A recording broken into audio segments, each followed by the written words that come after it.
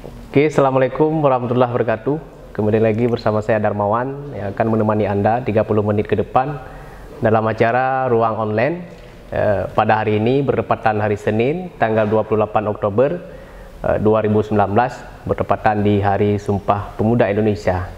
Dan saat ini saya berada di ruang yang sangat adem ayem bersama dengan Bapak Wakil Bupati Khalidin Usman SIMM.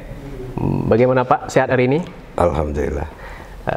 Oh ya Pak, ini di dalam momen Hari Sumpah Pemuda Indonesia dan khususnya di Nagan Raya, bagaimana Bapak selaku Wakil Bupati Nagan Raya memaknai Hari Sumpah Pemuda itu sendiri? Baik, memaknai Hari Sumpah Pemuda itu kalau bagi saya lebih kepada mengisi. Bagaimana mengisi Sumpah Pemuda itu yang dulu para pendahulu kita, mereka bersumpah dengan bahasa yang satu, bersumpah dengan tanah air yang satu. Kemudian hari ini bagaimana sumpah yang telah diucapkan oleh mereka itu kita lanjutkan, kita kokohkan. Kemudian jika mereka dulu setelah bersumpah kemudian mereka harus berperang, nah saat ini kita melanjutkan dengan mengisi apa yang menjadi harapan-harapan para pendahulu kita dulu, para pemuda zaman dulu, dengan kita isi hal-hal yang sangat positif untuk zaman yang milenial ini. Ini kan di Aceh, pada khususnya di Kabupaten Nagan Raya, yang seperti dikabarkan di media-media online ataupun media cetak itu sangat sensitif dengan tingginya angka bahaya narkoba. Ini bagaimana sinkronisasi terhadap pemuda dengan bahaya narkoba? Mungkin ada yang ingin Bapak sampaikan ataupun strategi khusus untuk mengurangi angka bahaya narkoba itu sendiri, Pak? Baik, memang selama ini saya juga mencermati semakin hari peredaran narkoba di Nagan Raya ini semakin meningkat. Sementara slogan pemerintah saat ini adalah agama terpegang, budaya terjaga. Nah, ini sangat bertolak belakang dengan meningkatnya peredaran narkoba di Kabupaten Nagan Raya ini. Nah, kita mempunyai beberapa terobosan. Kita akan mencoba mendorong bagaimana mengentaskan atau memberantas narkoba di Nagan Raya ini yang telah merusak dan akan merusak generasi-generasi selanjutnya. Kita akan mencoba untuk mendorong agar kepala-kepala desa bersama dengan tokoh masyarakatnya agar dapat membuat sebuah kanun tentang narkoba. Di samping kita juga memanfaatkan pemuda-pemuda untuk menjadi pagar betis di desanya dalam hal narkoba dan kejahatan yang lain. Khusus untuk narkoba, karena begitu meningkatnya pemakaian narkoba di Nagan Raya ini dan kita berharap agar tidak ada tempat narkoba di Nagan Raya. Saya pikir kepala-kepala desa bersama dengan aparatur desanya dan tokoh-tokoh yang ada di desa itu, baik aparatur desa, tuapet dan para pemuda, mereka bila perlu buat saja kanun yang ekstrim. Jika yang selama ini melalui pembinaan itu tidak menurunkan angka pemakaian narkoba, keluarkan saja satu keputusan kanun desa. Jadi siapa saja yang terbukti mengedar narkoba, memakai narkoba di desanya, jika perlu ada kanun yang mengatur mereka untuk keluar dari desa itu. Jadi dengan adanya kanun yang ekstrim, maka ke depan kita berharap tidak ada tempat lagi untuk bernarkoba di Nagan Raya ini. Karena semua desa akan diawasi dan akan dikawal dengan kanun yang disepakati oleh tokoh-tokoh masyarakat bersama dengan masyarakat di situ. Karena narkoba ini bukan saja membunuh yang telah rusak, tetapi juga akan merusakkan dengan pemuda-pemuda yang lain. Itu ada strategi khusus nggak Pak untuk mengurangi khususnya di bidang narkoba itu Pak? Contoh misalnya seperti tempat pengajian, olahraga ataupun sebagainya lah Pak. Mungkin ada strategi khusus untuk mengurangi? Strateginya tentunya ada, di antara lain adalah bagaimana upaya ke depan untuk dapat mengsibukkan para pemuda ini dalam hal yang positif.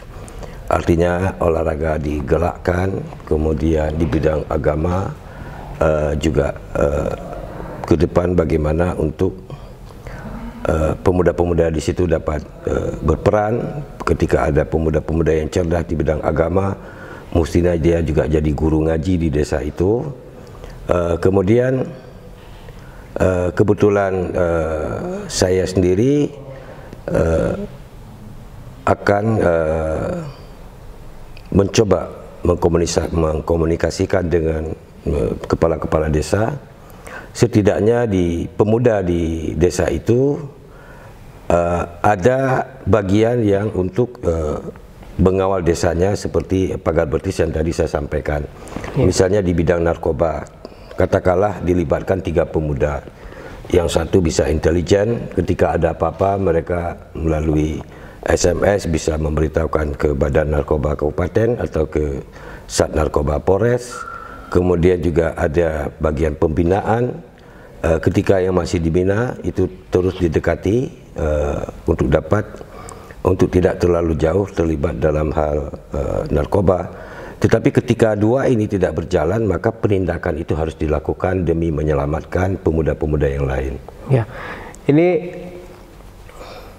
para pemuda ini kan sudah menggunakan narkoba nih Pak, di mana kita tahu bahwa bahayanya narkoba bagi para pemuda dan khususnya pada seluruh masyarakat. Ini bagaimana pengaruh terbesarnya bahaya narkoba itu sendiri menurut Bapak?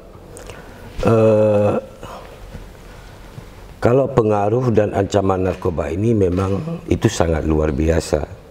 Jadi tidak saja membunuh secara kesehatan atau medis, juga akan membunuh karakter mereka dan akan membunuh terutama adalah masa depan mereka. Jadi oleh karena itu kita juga akan mengambil terobosan-terobosan bagaimana yang sudah kena itu bisa direhabilitasi. Kemudian juga di satu sisi ada tindakan pembinaan-pembinaan agar mereka menjauhi narkoba. Tetapi intinya adalah pemerintah akan berusaha keras bagaimana caranya untuk menciptakan lapangan kerja kepada pemuda-pemuda yang masih nganggur. Kemudian menciptakan kegiatan-kegiatan kepada pemuda-pemuda yang masih SMA, SMP agar mereka mempunyai kegiatan yang berbentuk berkompetisi di usia mereka sendiri. Ya, ini Pak mungkin yang terakhir, ini di mana momen hari ini adalah Hari Sumpah Pemuda Indonesia. Dari Bapak selaku Wakil Bupati Nagan Raya, bagaimana nih harapan di Hari Sumpah Pemuda ini? Bagaimana harapan Bapak terhadap pemuda khususnya di Nagan Raya, Aceh dan pada umumnya seluruh Indonesia? Bagaimana harapan Bapak ke depan? Ya, harapan saya seperti yang saya sampaikan tadi di awal adalah kepada seluruh pemuda, apakah itu khususnya ya pemuda di Nagan Raya dan pada umumnya Aceh mungkin. Yang pertama sekali adalah pemuda-pemuda yang hebat itu adalah pemuda-pemuda yang menghargai jasa pahlawannya. Pemuda-pemuda yang memaknai bahwa para pemuda dulu ada alasan mereka untuk berjuang. Para pemuda yang dulu ada alasan mereka untuk mengikat suatu sumpah, terutama terhadap persatuan. Oleh karena itu, saya berharap dan mengajak pemuda-pemuda yang sekarang agar lebih berani mencoba dalam hal-hal yang positif. Artinya apa? Pemuda-pemuda itu harus berani mengambil sikap dalam hal bagaimana untuk langkah-langkah yang terbaik untuk masa depannya. Saya sering menyampaikan bahwa masa depan itu bukan untuk dihayal. Masa depan itu bukan sekedar disambut, tetapi masa depan itu harus diperjuangkan. Masa depan itu harus diciptakan dari sekarang. Jadi oleh para pemuda itu